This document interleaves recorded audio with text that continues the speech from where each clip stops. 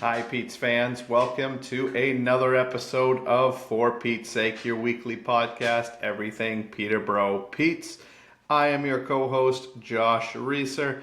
As always, with me is my twin brother, OHL Encyclopedia of Knowledge and co-host Matt Reeser. And we have our third co-host back again, Tucker the dog, who is a excited Pete's fan and is clearly thrilled to be here. Right, Tucker? Yes, he is. Anyways, on today's show, we have another recap of 3 games, including another win. You know what that means. It's time for a Ric Flair. Start it off, Reese. Woo! Woo! I love Pete's wins. I am fired up, and this was a great one. We will have all that analysis for you, as well as the previous 2 games. We have our 3 stars of the week, some shout outs. It was actually tough this week because there was a lot of standouts. So we'll highlight who our 3 stars are and some honorable mentions. Then we have the around the OHL, including a sneak peek preview of an upcoming World Juniors tournament, which is one of my favorite types of hockey of the entire year. And the Petes continue their busy schedule with 3 more games coming up. We will have all those details, including the teddy bear toss, which we will tell you all about coming up this week.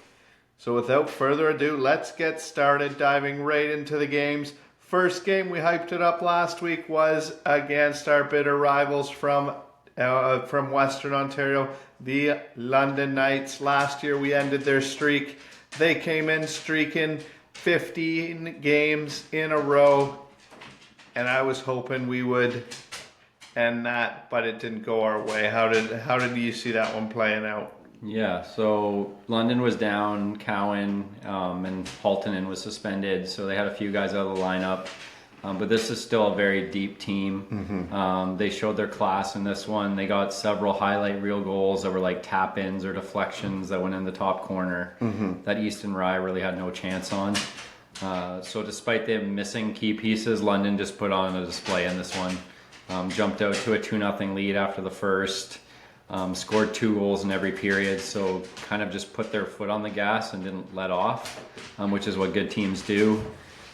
McCallum got thrown out of this one in the first period for a hit from behind, or a check to the head. And then he got a 2-game suspension from that as well. So you're down a forward, again, one of your more important forwards. They did kill off that penalty, which was impressive. They killed off the 5-minute major. And from the second period on, the Petes actually outshot London 25-21. So again, the effort's there. It's just a matter of probably a more skilled team beating a team that is putting everything on net and up and coming. Yep. So it ended 6-0, but there definitely was no love lost in this one. No. McIntyre got in a fight, sticking up for a guy that got hit in the corner. Fitzgerald got in a fight, and the last 10 minutes was a smorgasbord of players getting 10-minute misconducts and being tossed off the ice before they could start anything. I think Jenkins, Strohack, and Faulkner were all shown the gate early for trying to start stuff after the whistle. And Dickinson on their team was thrown for a 10-minute. Some other guys on London were thrown out too. Yeah, by the end of the game, you could see there was just so much room on the bench for... it's because guys had been tossed or were serving 10s. It was emptying out in a very spirited way, like London and the Petes usually do. Yeah, so I mean it's a team that's skilled. They showed their skill. They won the game. Petes didn't give up, which is what you want to see, and you're hoping this is what the Petes can become. Not next year, but the year after, or maybe even next year.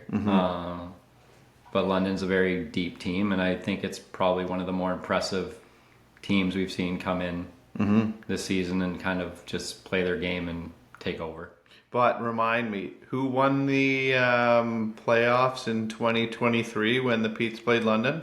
Peterborough. That's right. Yeah. 2006. Yeah, I just couldn't remember. Thanks for clarifying. And 2006. Yeah, so it was the Petes beat London, right? Yeah. Okay. Just to move on. Yeah. So... clean sweep back in 2006. So I just wanted to clear that up. I couldn't remember, so thanks for helping me. Yeah. So then they move on. It's a busy week, so they no kind of rest for them. They go up to Ottawa for their first meeting with that team this year on Friday. Jump out to a 2-0 lead in this one, and I actually was watching and I'm like, the Petes are gonna pull this off. They've got a lead on the road. They always play Ottawa really strong. Mason Johnson was putting on a show. The Petes actually were getting outshot 9-0 in the first period before they got their first shot on net, and Johnson was just calm, cool, collective. Faulkner got them on the score sheet with a really nice shot, and then Cameron scored for the Petes to put them up 2-0. You're like, okay, we got a good stretch here. We might have a road win going. And then they drew a 4-minute major in the second, and you're like, okay, we've got some decent power play time. And this is what I'll say about the power play. It was the best power play I've seen in terms of them moving the puck around and getting shots off. They hit 2 posts, a crossbar. Like, they couldn't have came any closer on this power play to putting 2 in the back of the net. Right. And that's the difference in this one, because if you put 2 in the back, it's 4-0. Yeah. And Ottawa's probably a little bit in trouble. Yeah, it's a big hole to climb out of for Ottawa. They didn't. And then the Petes took a penalty right after the 4-minute major for tackling a guy behind the net who didn't have the puck. And then Ottawa scores on that power play. Now it's 2-1. So and then, you can't do that. Yeah. You can't tackle people. No. Yeah. And then they score another one right after. So it's 2-2 going into the third. Yeah. And then in the third, I don't know if their energy was just shot from the night before or caught up to them, but they got outshot 15-2 in the third period and just got hemmed in. I don't really think they touched the puck that much. It just seemed like Ottawa was like, we're going to win this game. We've got our confidence back, and they just took it to the Petes. But Johnson made 14 saves, so you can't say enough about the job he did in there. Yeah. But they score that goal, and then they get an empty netter. Yep. And then it's a 4-2 Ottawa victory. For me, personally, this was probably one of the more disappointing games as a Petes fan, because they had it at 2-0. And they had that power play, and you're like, we're going to win this game. Yeah. And then it just kind of flipped, and they couldn't get it back, not for a lack of effort, not for not trying. But I was just like, Ottawa's okay, but they're not a Niagara or a Brantford or an Oshawa or a Kingston, and we're staying with those teams. Right. But we have lots of games against Ottawa, so let's just build our confidence up before we crush them next time. I agree. Absolutely. Absolutely. And we'll figure out, it's a sign of a young team playing with a lead. Yeah. Or, when things don't go your way, staying calm and sticking with it. It takes maturity and time to learn that. Yeah. And, I believe the Petes will get there. Yeah. And Absolutely. a goalie coming in his second OHL start and making 14 saves in a period. Yeah. Very impressed with Johnson so far. Absolutely. Absolutely. Well, speaking of Niagara, a team you just mentioned, on Sunday the Petes had their matinee game. It was Faith Night, and the Peterborough Petes were victorious. They are winning more frequently lately. We knew this was coming. It might not be as frequently as we like yet. They could still get there, but they are starting to win games most weeks, I think, the last couple weeks. So it was a 4-3 overtime win against the Niagara Ice Dogs, and this was a very fun game to be at. I think the most entertaining one I've seen, especially since the good guys come out with a win. Anyways, it was Gavin Bryant facing his own team, and he put on a show. He was dominant in this one. 3 points, 2 goals, including that OT winner. You could tell he really wanted to beat his old team. He was moving his feet, lots of chances, finishing his checks. He played with a lot of emotion. Page was the other guy that helped motorize the Peterborough Petes in this one. 3 points as well on the night. He had a goal and 2 assists. His goal tied it up at 3 off a nice feed from Gavin Bryant. Those two together were just dynamite. They started together 3-on-3 in overtime, and it was no surprise to see the game end with those guys on the ice because they were just feeling it. They were both phenomenal. Good resilience again by the Petes. We've seen this a couple times this year. Down 3-1, and they just didn't give up. They just kept going. They kept sticking with their game plan. And I want to shout out to guys like Jonathan Malee, McIntyre, Bryant, Page, Cameron, Matachuk. Like those veterans, like in that key moment, really stepped it up. And there was a shift where it's not going to end up on the score sheet, but Malee just had a really, really strong forecheck on a penalty kill against Niagara, and you could just see how much he was hustling and how much he wanted that puck, and he raced a guy down, beat him to the puck, and killed some time. And it was like just after they'd gone up 3-1, and he hadn't mailed it in. It showed that his team that I still believe we're still in this, and the guys fed off it. So great to see those veteran guys leading by example. If we get more of that, I think these guys are going to be all right. Brady Waslin for the other team. We hyped it up. It was going to be Brady Waslin kind of head-to-head versus Fitzgerald. They were both high picks. Fitzgerald third overall, Waslin fourth overall. Waslin was great. 3 points for Niagara Ice Dogs. He was dangerous all night. He's clearly a very skilled player. Good shot. Skates well. They're giving him a ton of time. He sees time in the top six. I think he's on their first line. And on the power play. So it'll be very, very intriguing to watch those two go head-to-head for the next couple years. I'm still very thrilled we have Fitzgerald. I liked his game as well. He scored. Yeah, he wasn't able to... was he? He scored the first goal. Cameron. I thought they gave it to... they gave Cameron. Yeah, they gave it to Cameron. It to Fitzgerald initially. Yeah. He went to the net and caused a disturbance. Yeah, he did. He played very well. He had another chance where he kind of went in alone. He knocked down a pass with his glove and went in on a partial break and just couldn't buy one. So he didn't play bad by any means, but the points on the night went to Waslin. He was just all over the ice making great passes. And you can see why he's a top flight prospect. And you can see why they both are. So it'll be intriguing to watch these guys go head to head and hopefully develop a little rivalry.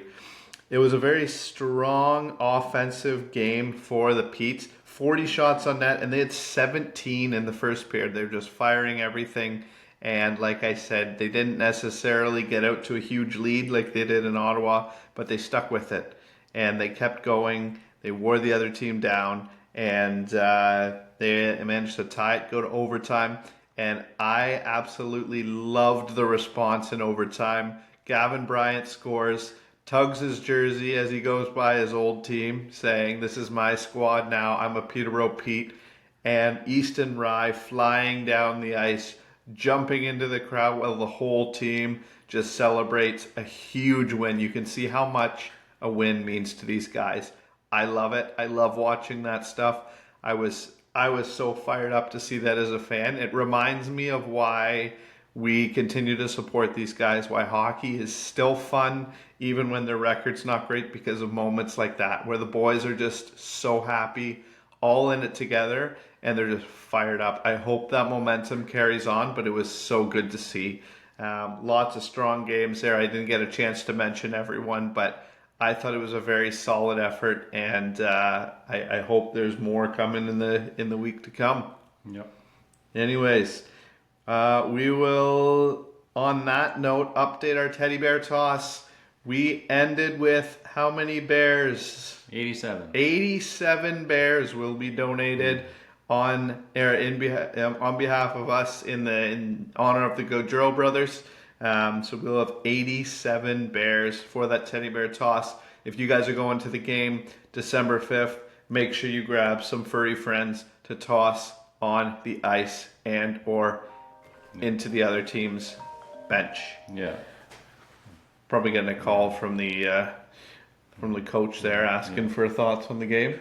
Yeah. Anyways, very excited for that. That game is coming up this week, and we will highlight it for you a little bit with their opponent. But 87 Bears, good on you, Pete's, and hopefully some more goals to come in the next little bit. Yeah. All right, overall thoughts and our 3 stars of the week. We'll start with our overall thoughts. Johnson and Rye are looking very capable. I was slightly concerned when Zach Bowen went down, I'll be honest, because he was playing well. He was keeping the teams relatively close. But Johnson and Rye have more than looked capable. Rye has really stepped up. I think he's probably one of the most improved in my mind. And then Johnson, 2 really strong games. I hope he can build off that and keep that going. Aiden Young, I continue to just love watching his poise, his hands, his vision. I know he was rated as kind of a 6th or 7th rounder in the NHL.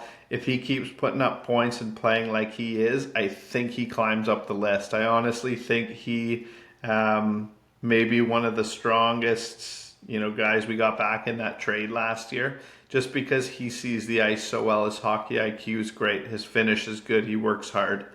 And as Matt mentioned, Ottawa game, it's another blown lead. That's something, early in the year, we gave up shorthanded goals all the time. It seems like a couple times recently and even earlier in the year now, the Petes don't hold leads well. They were up 3-0 against North Bay earlier in the year, and that was a loss. They got up 2-0. So figuring out how to play with that lead is only going to improve this team's record, and it's a skill that they're going to have to learn if they want to take that next step, then I'm sure they will. And I know the coaches are on it, and we'll be harping on that for the boys.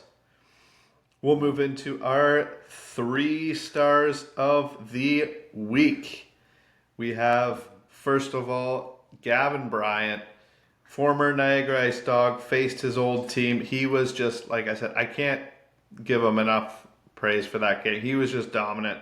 OT winner, plays with a lot of passion. He's come over and it's seemingly fit with this team very, very well. Without a training camp because he was injured. Exactly. Yeah, he missed most of He missed the whole season with the Petes. Yeah, the first quarter of the year he was gone until he came back, and he plays in a top 6 role.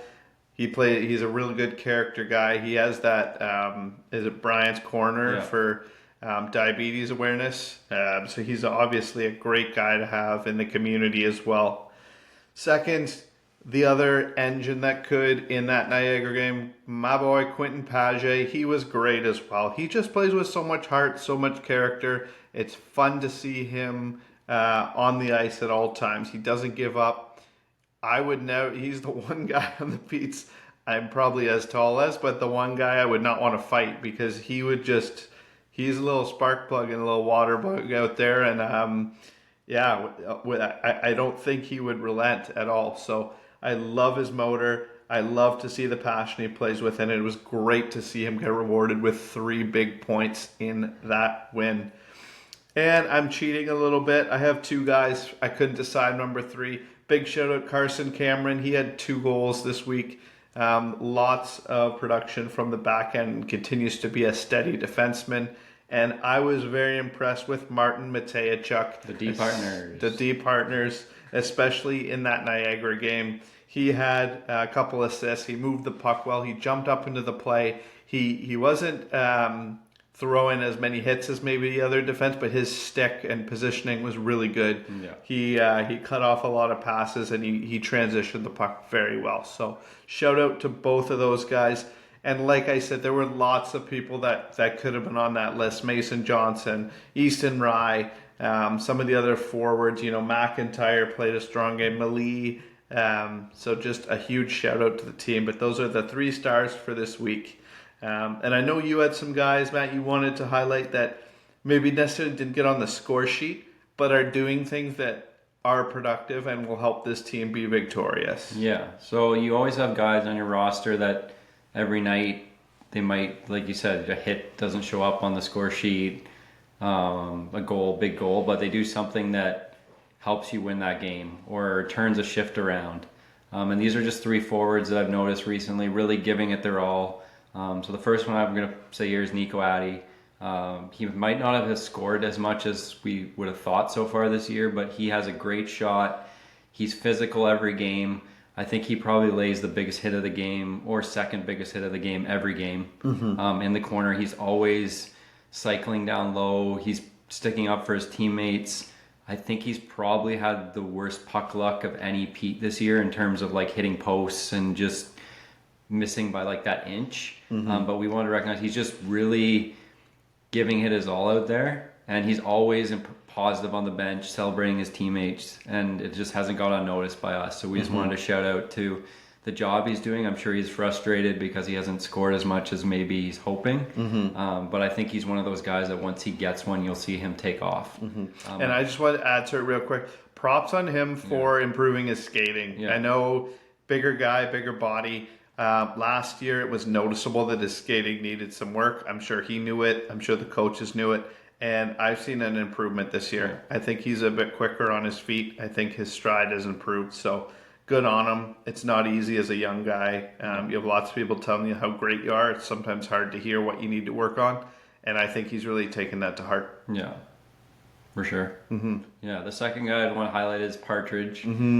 He's always playing kind of that bottom six center role, but he takes big draws in the defensive end. I think the Pete's brass really trust him back there.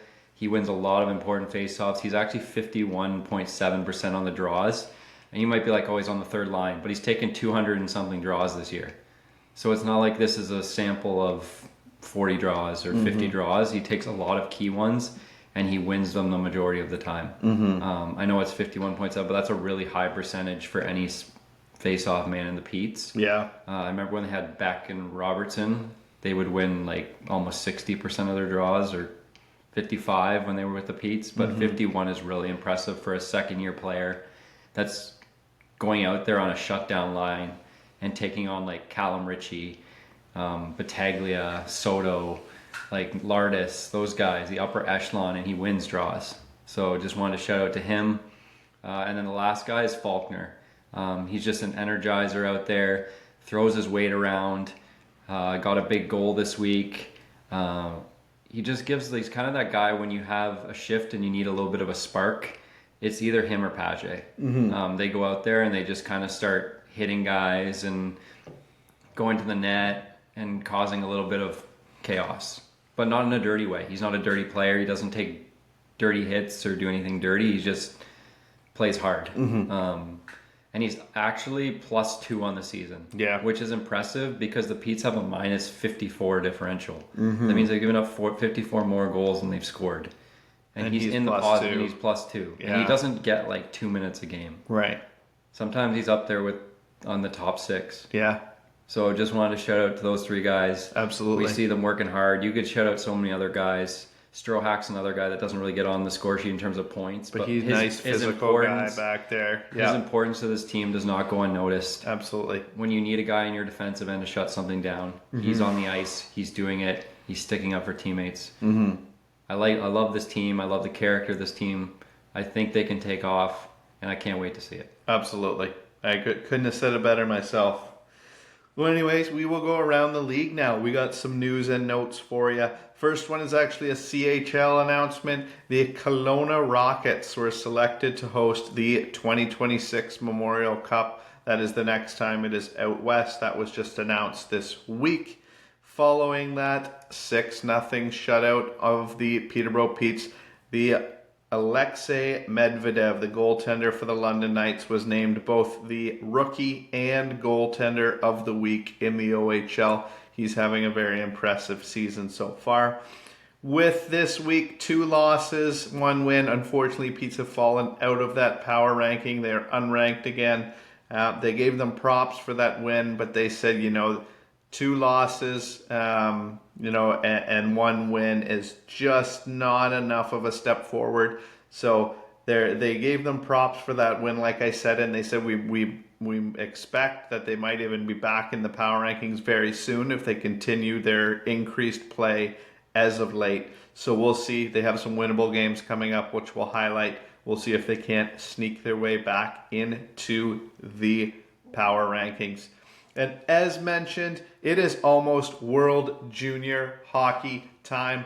I love it. I think it's my favorite hockey of the year. I love watching kids play for their country, the pride they have. I love watching a tournament where every single game means so much. And I like watching unsung heroes arise. Every year there's a guy, whether it's on Canada or another team, just their draft stock and their legend just grows and their confidence grows. And there's so many memories of watching this tournament grow up. So the World Juniors coming up this year in Ottawa. And we have 16 players from the OHL, some familiar names, some probably not surprising that have been invited to, and a couple omissions that I'm going to mention as well. So just quickly going through the names: goaltenders, Jack Ivanovich, Brampton Steelheads, Carter George, Owen Sound Attack. No surprise there, two very strong goalies.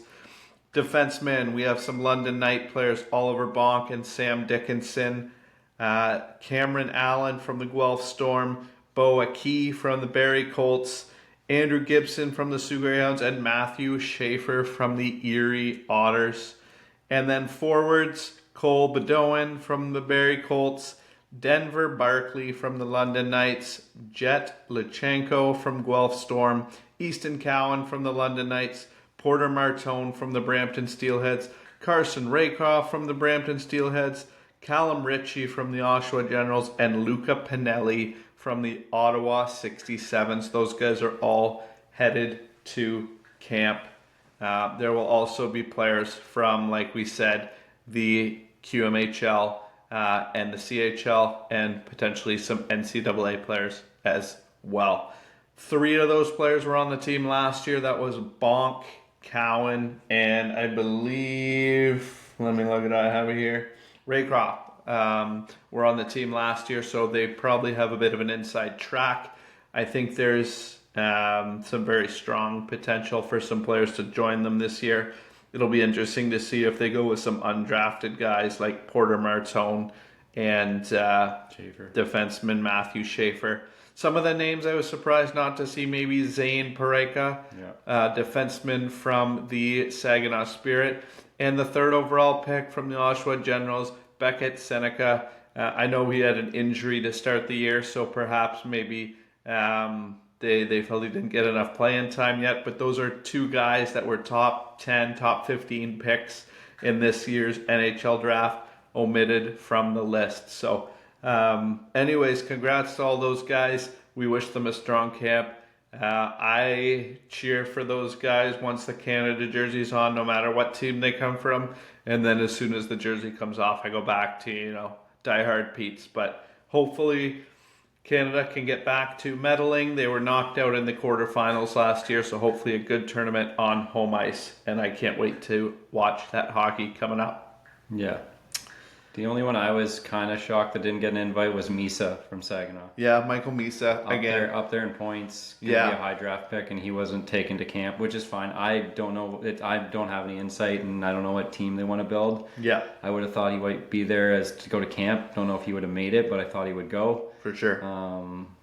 But I know the coaches know better. I think Cameron from the 67s is coaching the team. Yeah. So there's half the team that's going to camp is from the OHL. Yeah. So there's a strong contingent going. He's got Pinelli going from his club. Yeah. But it's a good group of players. There's always going to be guys that get left off that could go there.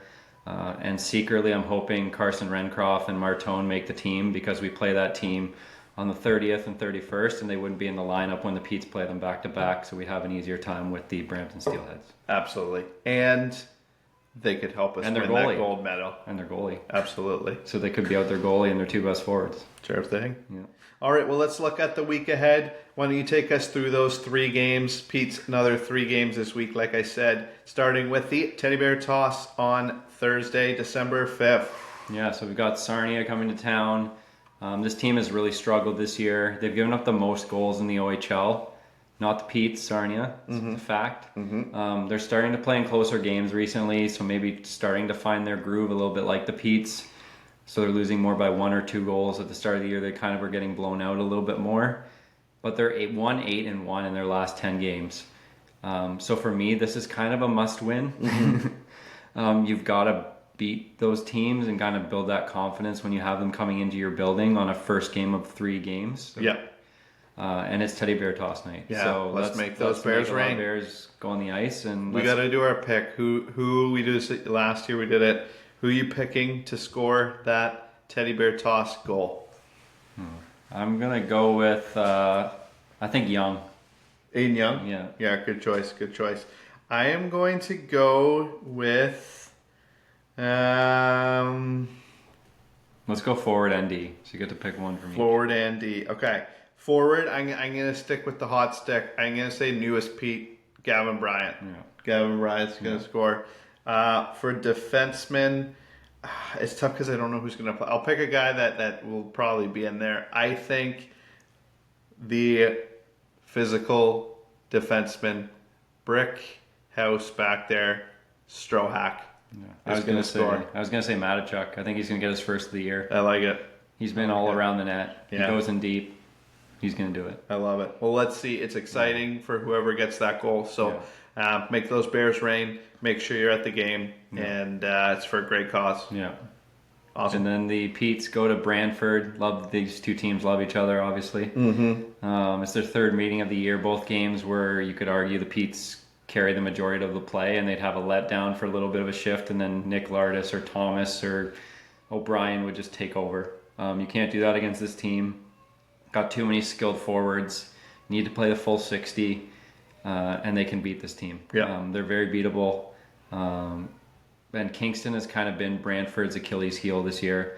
However, they've been able to destroy Oshawa. They won like 7-2 over Oshawa this week. Fantastic. And they beat Niagara like 7-3. So they're beating upper echelon teams. It just seems like Kingston's been kind of their weak spot.